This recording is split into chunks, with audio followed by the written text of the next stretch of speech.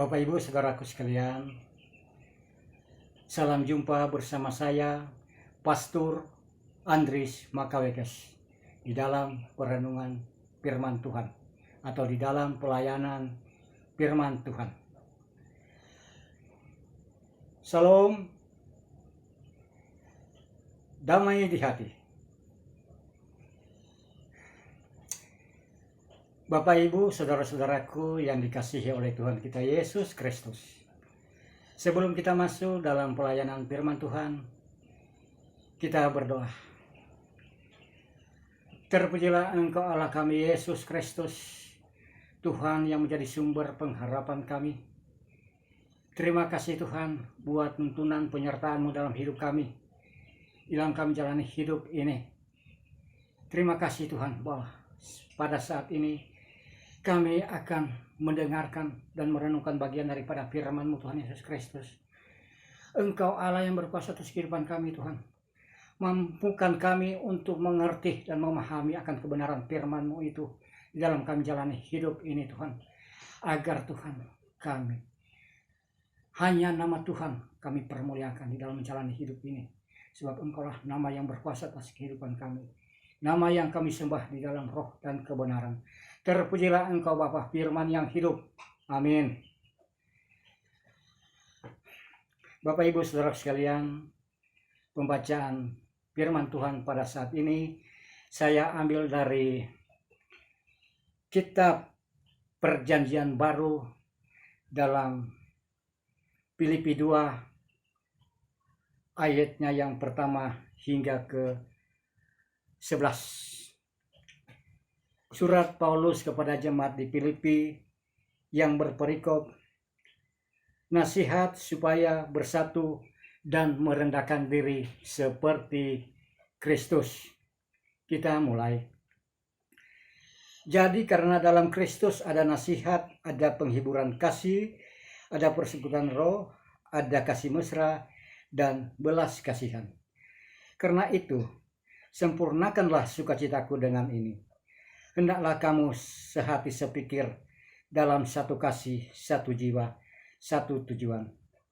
Dengan tidak mencari kepentingan sendiri atau puji-pujian yang sia-sia.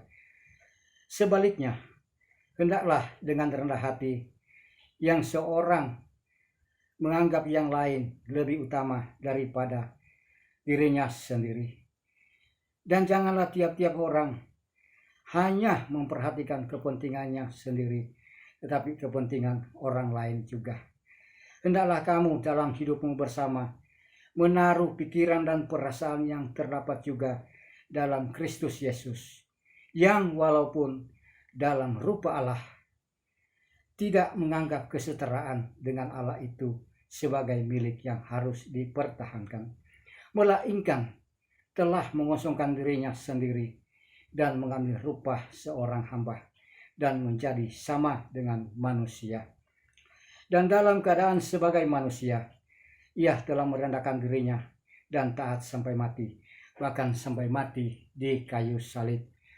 Itulah sebabnya Allah sangat meninggikan dia dan mengaruniakan kepadanya nama di atas segala nama, supaya dalam nama Yesus bertekuk lutut segala yang ada di langit dan yang ada di atas bumi dan yang ada di bawah bumi, dan segala lidah mengaku Yesus Kristus adalah Tuhan, bagi kemuliaan Allah Bapa. Terpujilah Tuhan kita Yesus Kristus. Demikianlah firman Tuhan.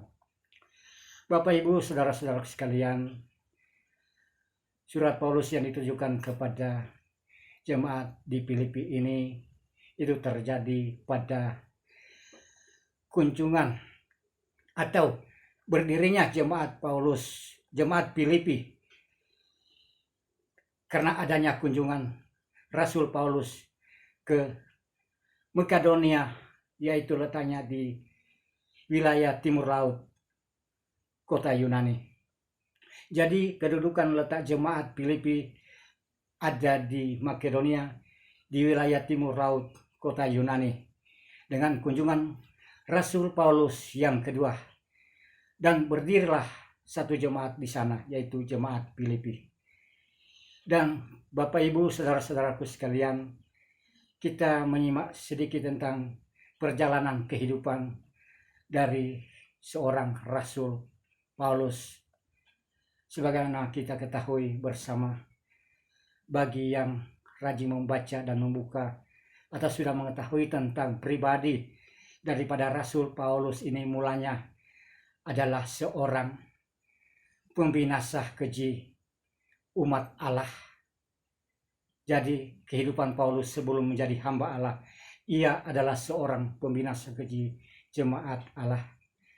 Namun karena begitu besar kasih setia Tuhan bagi kehidupan anak-anaknya, ia tidak mungkin kehidupan anaknya itu menjadi rusak. Maka dengan kejahatan yang Saulus ia buat, maka sangatlah mungkin sebagai pemilik kehidupan, ia sangat mengasihani kehidupan anaknya. Dan ia tidak mau kehidupan anak-anaknya jatuh, tergeletak ke dalam lumpur dosa. Dan dipanggillah ia, Rasul Paulus ini, dengan pertama mula-mulanya namanya si Saulus ini, dipanggil dengan cara Tuhan dan menjadi pelayannya.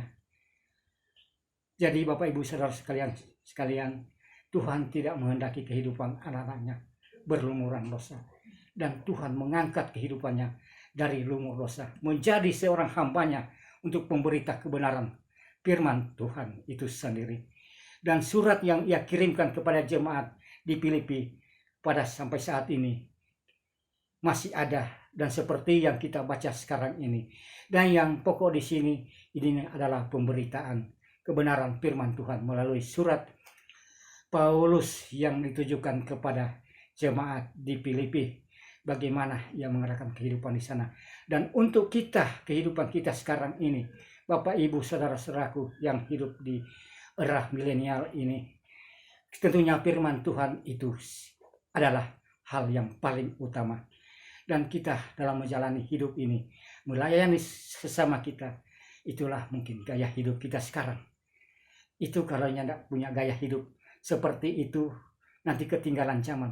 Bagaimana kita akan berusaha dapat memiliki kebenaran firman Tuhan ini dan mampu mengerti akan kebenaran firman ini kalau tidak ada yang memberitakannya. Saudara-saudaraku yang dikasihi oleh Tuhan kita Yesus Kristus, pada ayatnya yang ke-6, yang walaupun dalam rupa Allah tidak menganggap kesetaraan dengan Allah itu sebagai milik yang harus dipertahankan, melainkan ia telah mengosongkan dirinya sendiri dan mengambil rupa seorang hamba dan menjadi sama seperti manusia. Dan dalam keadaannya seperti manusia, ia taat, ia merendahkan diri dan taat sampai mati, bahkan sampai mati di kayu salib. Saudara-saudaraku, mari kita merenungkan sedikit tentang kehidupan pribadi dari Tuhan. Tuhan Yesus Kristus sendiri adalah pribadi yang penuh kelemah lembutan dan kerendahan hati itu. Kiranya kita boleh memahami dan mengerti akan maksud firman ini. Ia datang ke dalam dunia dengan tidak mungkin kalau tidak ada wujud seperti manusia, dan ia mengambil wujud seperti seorang hamba dan menjadi sama dengan manusia. Itu kedatangannya ke dalam dunia. Sebab kita ketahui bersama, Allah itu adalah roh. Roh itu tidak berwujud. Sekali lagi, roh Allah itu adalah roh. Roh itulah Allah sendiri, dan itu tidak berwujud. Amin, Bapak Ibu saudara sekalian. Tentunya kita sangat bersyukur bahwa kita tahu Allah itu tidak punya wujud seperti kita orang sekarang ini punya tubuh. Begitu. Kalau tidak mengambil rupa sebagai seorang hamba dan tidak menjadi seperti manusia, jadi bagaimana apa yang sudah dibuatkan para nabi, bahwa akan datang seorang anak manusia ke dalam dunia untuk kehidupan kita anak-anaknya, yang sudah dibuatkan para nabi bahwa akan datang seorang raja damai ke dalam dunia.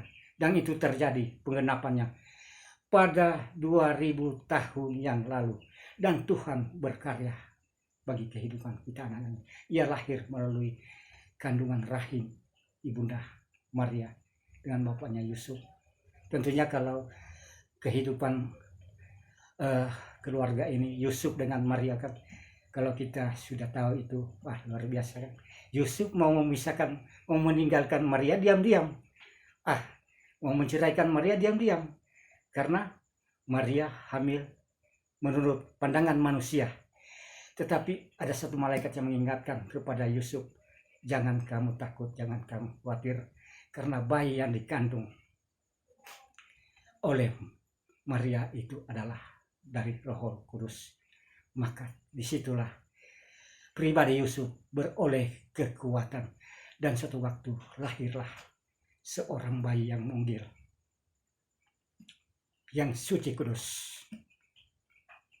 dan lahir di satu tempat yang hina, di satu kandang, dibaring di dalam palungan dan dibungkus dengan lampin.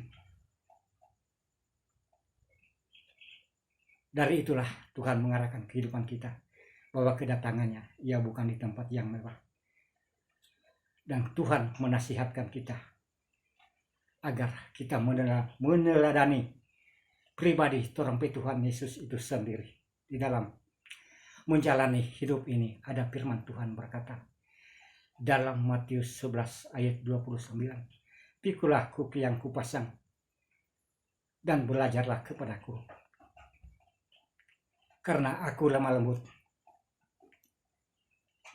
dan rendah hati, maka jiwamu akan mendapat ketenangan." Oh, puji Tuhan. Belajar pada Tuhan. Seperti mana? Seperti kita ketahui bersama bahwa Tuhan kita itu adalah Allah yang penuh kelemah lembutan dan kerendahan hati. Amin, Bapak Ibu Saudara sekalian. Lalu bagaimana karya maha agungnya yang Tuhan buat untuk kehidupan kita?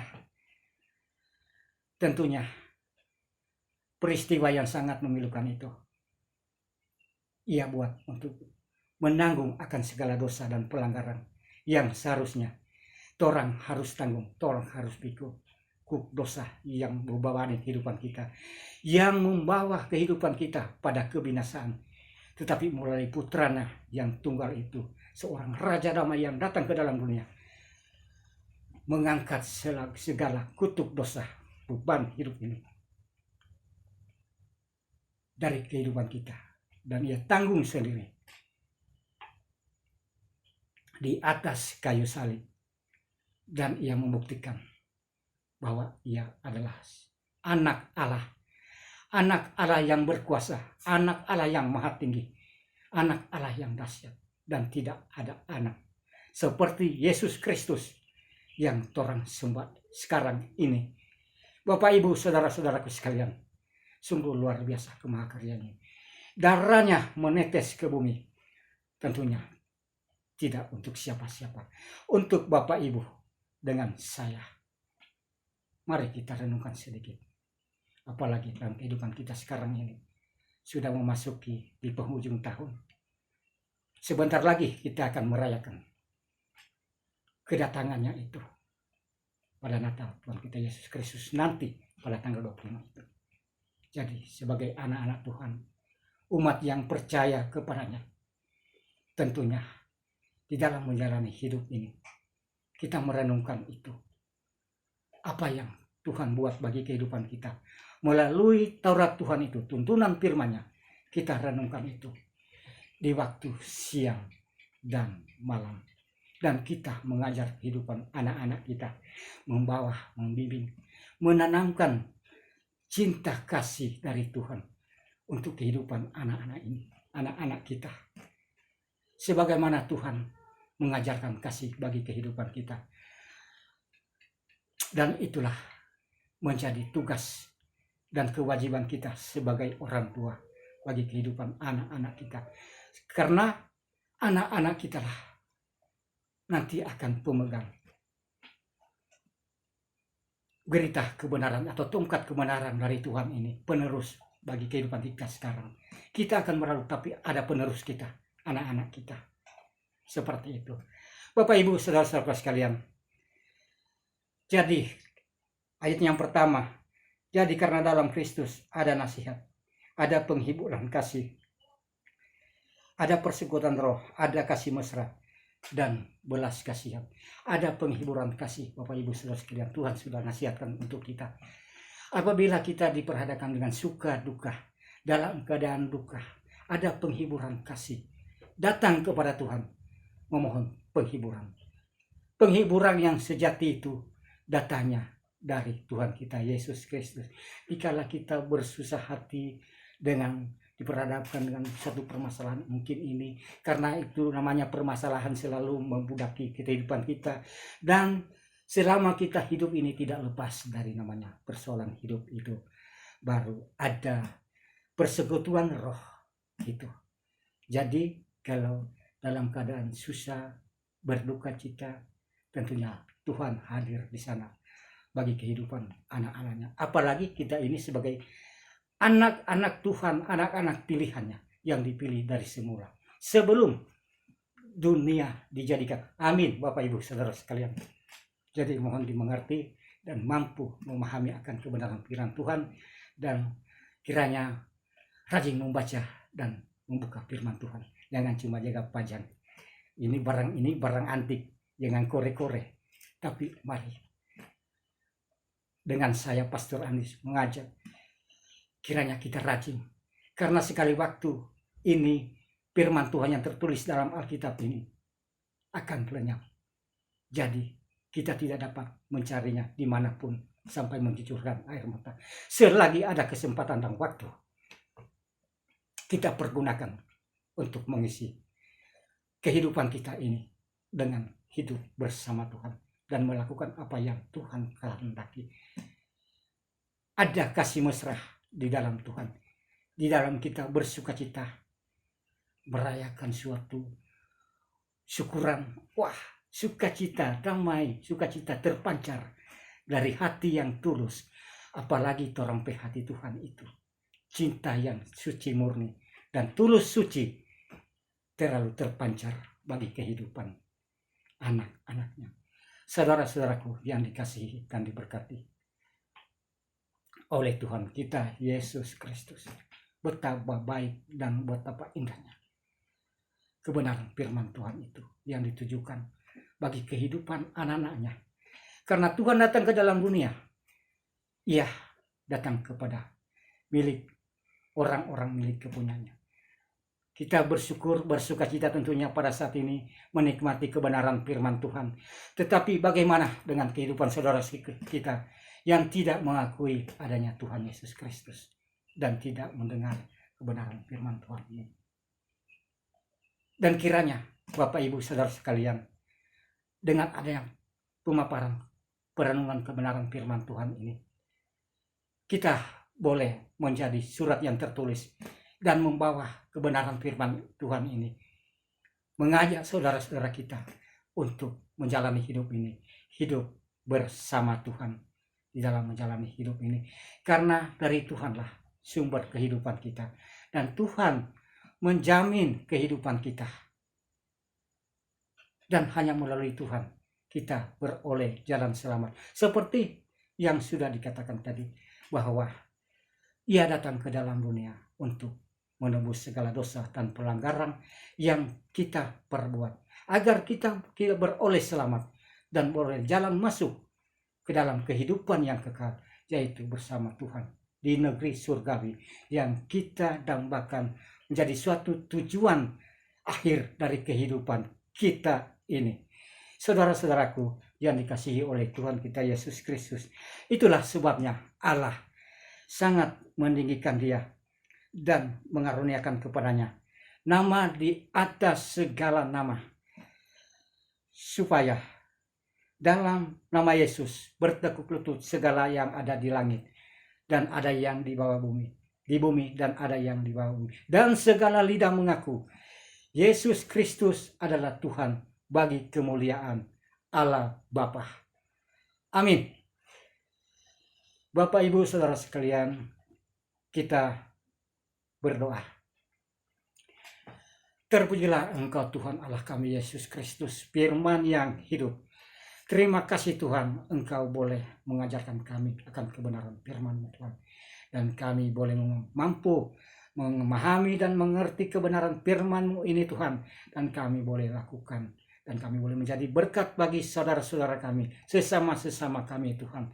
Agar kami boleh berjalan bergandengan tangan untuk menuju tempat kemuliaan-Mu itu. Terima kasih Tuhan Yesus Kristus. Terima kasih Bapa. Bimbing dan hentar tuntun perjalanan kami anak-anak senantiasa di dalam menjalani hidup di hari-hari kehidupan kami dari sekarang sampai pada Engkau datang yang kedua kali. Terpujilah Engkau Tuhan Yesus Kristus. Terima kasih Tuhan, kami boleh menikmati firman-Mu dan menikmati baik-Mu. Ya Tuhan Yesus Kristus, kami mengucap syukur Tuhan. Engkau menganugerahkan tubuh yang sehat bagi kehidupan kami sekarang yang menikmati tubuh yang sehat. Napas hidup yang kau anugerahkan. Terima kasih Tuhan Yesus Kristus. Terima kasih Bapak. Tetapi bagi saudara-saudara kami yang pada saat ini berada dalam keadaan sakit, tubuh yang lemah, hilang daripada pengharapan, ya Tuhan Yesus Kristus, kiranya bagi saudara-saudaraku yang membutuhkan pertolongan dengan keadaan tubuh yang sakit, Engkau menjamah mengurapi tubuh saudara-saudara kami yang pada dalam keadaan sakit dengan kuasa Roh-Mu yang kudus, dan Engkau mengangkat memulihkan tubuh jasmani ini saudara-saudara kami yang membutuhkan pertolongan-Mu pada saat ini, yang pada dalam keadaan lemah. Engkau kuatkan iman Tuhan. Engkau berikan kekuatan Tuhan Yesus Kristus. Dalam kesusahan Engkau berikan penghiburan. Dalam ketiada berdayaan Tuhan, Engkau berikan semangat. Terpujilah Engkau Tuhan Yesus Kristus. Agar di dalam menjalani hidup ini nyata cinta kasih-Mu kami boleh menikmati dan menyaksikannya. Dan kami menjadi saksi iman-Mu di dalam jalan hidup ini, di tengah dunia ini. Agar nama Tuhan kami tinggikan, kami permuliakan di dalam dunia ini. Dan kami masukkan, kami agungkan. Sebab tiada nama lain, yang nama yang memberi kehidupan bagi kami adalah nama Yesus, nama yang berkuasa, nama yang kami sembah di dalam roh dan kebenaran. Terima kasih Tuhan Yesus, terima kasih Bapa. Pada saat ini kami berdoa untuk negara kesatuan Republik Indonesia, dari pemerintah-pemerintah yang ada di dalamnya Tuhan Yesus Kristus, dari Bapak Presiden, Wakil Presiden, para menteri, TNI, Polri, bahkan para medis, dari pusat sampai di pelosok desa Tuhan. Engkau Tuhan karunia tubuh yang sehat dan berikan kekuatan di dalam jalan hidup ini Tuhan. Agar sekalipun kami digoncang dengan para perusuh-perusuh yang datangnya dari dalam dari luar, kami tetap kokoh berdiri teguh di negara kesatuan Republik Indonesia ini Tuhan. Dan kami boleh menikmati hidup dengan penuh kedamaian dan kesejahteraan bersama para pemimpin kami. Terpujilah Engkau Tuhan Yesus Kristus. Ini kami Tuhan, membawa seluruh hidup kami hanya ke dalam tangan. Persatukan kami Tuhan di dalam kasih-Mu. Amin. Bapak Ibu Saudara sekalian, demikianlah pelayanan firman Tuhan bersama saya, Pastor Andris Makawedes, dan kepada Bapak Ibu Saudara sekalian, kiranya pelayanan firman ini boleh memberkati kehidupan saudara dan Bapak Ibu Saudaraku, menjadi berkat bagi sesama kita. Dan kepada Bapak Ibu Saudaraku, jangan lupa like, share, komen, dan subscribe. Jangan lupa tekan tombol lonceng. Terima kasih. Shalom. Sampai jumpa.